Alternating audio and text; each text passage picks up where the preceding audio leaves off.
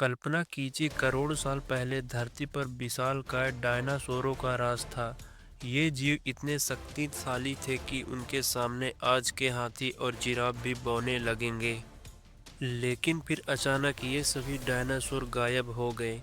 क्या हुआ था उनके साथ? क्या कोई ऐसी घटना हुई थी जिसने इन विशालकाय जीवों को पूरी तरह खत्म कर दिया?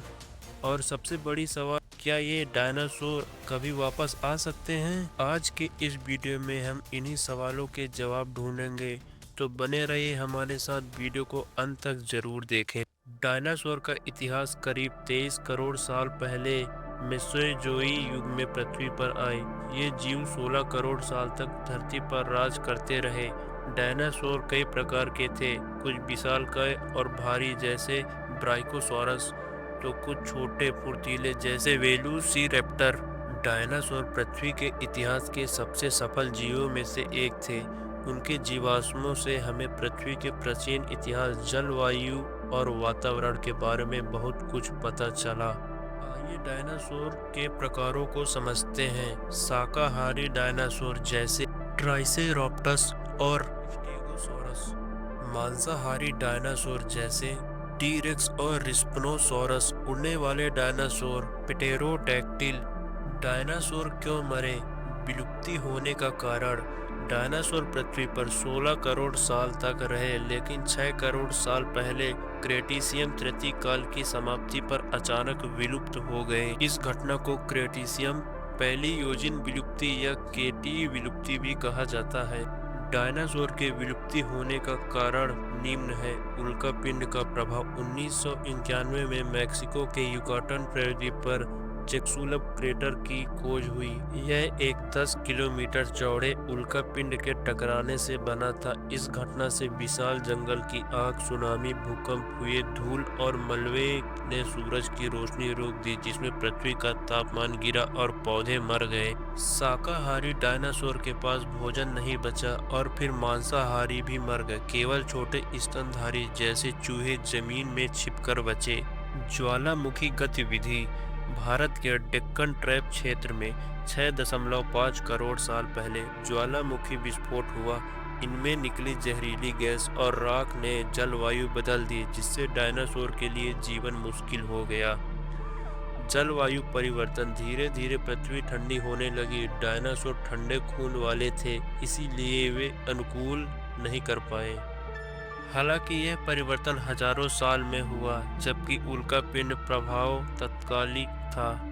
अन्य सिद्धांत ये भी बताया जा रहा है अंडे खाने वाले स्तनधारी। यह सिद्धांत असंभव है, क्योंकि डायनासोर 16 करोड़ साल तक जीवित रहे। उल्कापिंड को सबसे मजबूत माना जाता है, क्योंकि इरिडियम अंतरिक्ष में पाया जाने वाला तत्व की परत और चिक्सुलब इसके सबूत हैं। फिर भी कुछ वैज्ञानिक मानते हैं कि ज्वालामुखी और उल्कापिंड दोनों ने मिलकर विलुप्ति को तेज किया और आज पक्षियों को डायनासोर का वंशज माना जाता है। मनुष्य ने पहली बार डायनासोर की रहस्यमय हड्डी की पहला संकेत 1677 में अंग्रेज रॉबर्ट प्लांट ने इंग्लैंड के ऑक्सफोर्डशायर में एक बड़ी हड्डी का चित्रण प्रकाशित किया। उन्हें लगा कि यह हड्डी रोमन काल के हाथी की हो सकती है, लेकिन वे निश्चित नहीं थे। उस समय लोगों को लगता था कि विशालकाय जानवर या ड्रैगन की हड्डियां हो सकती हैं। पहली वैज्ञानिक पहचान 1824 में जीवाश्म वैज्ञानिक विलियम बकलैंड ने एक जीवाश्मी जबड़े की हड्डी का अध्ययन किया। उन्होंने इसे मेगालोसॉरस नाम दिया, जिसका मतलब है बड़ी छिपकली। यह पहली बार था जब किसी जीव को डायनासोर के रूप में पहचाना गया। हालांकि तब भी डायनासोर शब्द नहीं बना था। डायनासोर का नामकरण 1842 में वैज्ञानिक रिचर्ड ओसोरस, इग्वानोडोन और इलाइओसोरस जैसे जीवाश्मों की तुलना। उन्होंने इन्हें एक नए समूह डायनासोर ग्रीन शब्दों में भयंकर महान छिपकली में वर्गीकृत किया।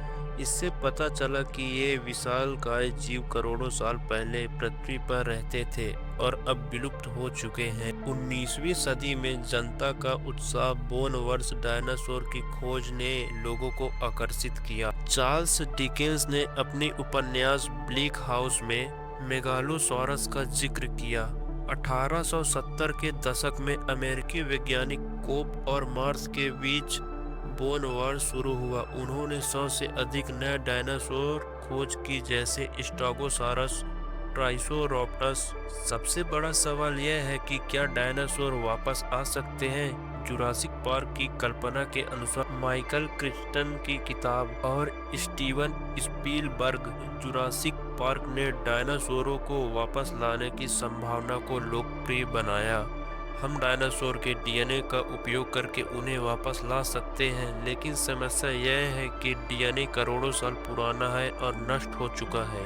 दोस्तों, डायनासोर का रहस्य जानकर कैसा लगा कमेंट सेक्शन में ज़रूर बताएं, और वीडियो पसंद आया हो तो लाइक ज़रूर करें, और ऐसे ही नए वीडियो देखने के लिए हमारे चैनल को सब्सक्राइब ज़रूर करें। मिलते हैं अगले वीडियो में, तब तक के लिए जय हिंद, जय भारत।